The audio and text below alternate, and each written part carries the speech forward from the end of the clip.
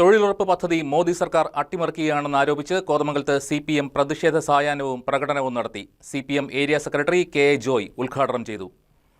തൊഴിലുറപ്പ് പദ്ധതി കേന്ദ്ര സർക്കാർ അട്ടിമറിക്കുകയാണെന്ന് ആരോപിച്ചാണ് CPMന്റെ നേതൃത്വത്തിൽ കോതമംഗലത്ത് പ്രതിഷേധ റാലി സംഘടിപ്പിച്ചത്. തുടർന്ന് ചെറുപള്ളിത്താഴം ജംഗ്ഷനിൽ നടന്ന പ്രതിഷേധ യോഗം CPM area secretary KA Joy ഉദ്ഘാടനം ചെയ്തു.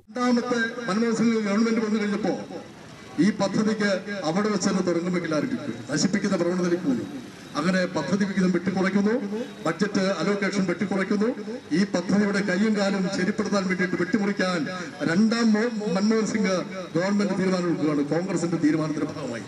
അതിനുശേഷം വന്നിട്ടുള്ള BJP ഗവൺമെന്റ്, ഒന്നാം വട്ടം വന്ന മോദി ഗവൺമെന്റ് എന്താ ചെയ്തത്?